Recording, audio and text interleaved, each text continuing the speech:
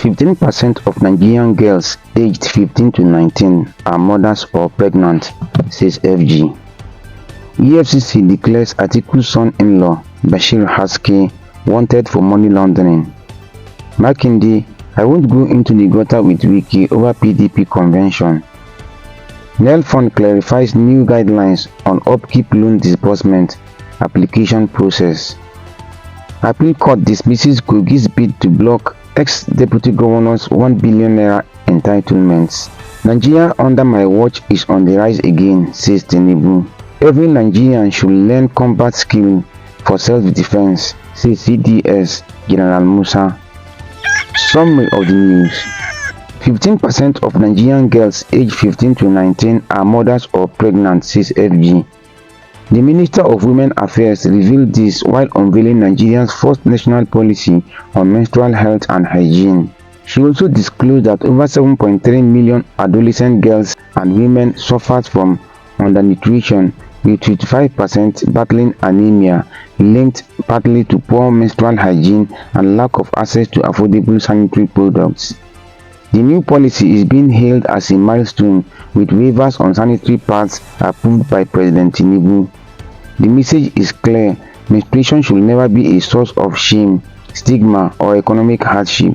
EFCC declares Atiku's son-in-law, Bashir Haske, wanted for money laundering.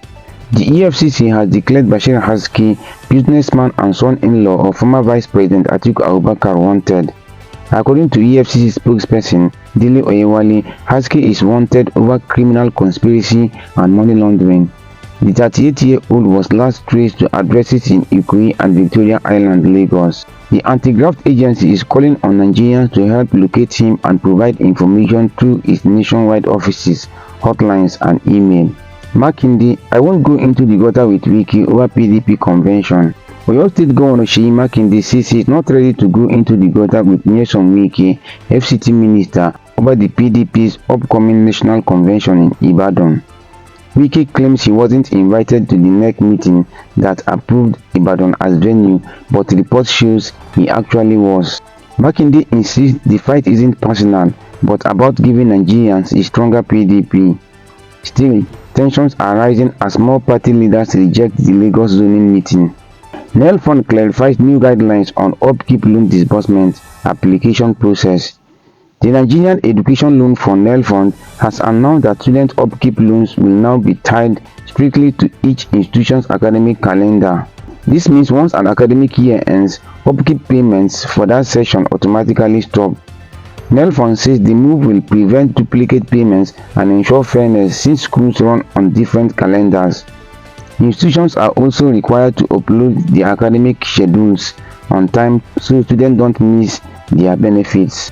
Students should know that applications can be rejected if they apply for upkeep after a session has ended, documentation is incomplete or incorrect, their institution declines verification. NELFUND provides two types of loans: tuition fees paid directly to schools and a 20% monthly upkeep stipend. Students can choose to apply for either or both. Appeal Court dismisses Kogi's bid to block ex-deputy governor's 1 billion naira entitlements. The Court of Appeal in Abuja has stopped the Kogi state government from dragging a salary dispute with former deputy governor Simon Achuba to the Supreme Court. A three-man panel ruled that under the Constitution, the Appeal Court is the final authority on labor disputes. The judges slammed the state's move as reckless, baseless, and executive lawlessness. Backstory: Achuba was removed in 2019 after clashing with ex-governor Yahaya Bello. He sued for unpaid benefits and won. The Appeal Court later put his entitlements at over 1 billion naira, but the state pushed back, claiming it only owed 180 million naira. Now the court says its ruling is final, no appeal allowed. It even fined the state's lawyer 3 million naira personally for pursuing what it called a frivolous case. Nigeria under my watch is on the rise again, says Tinubu.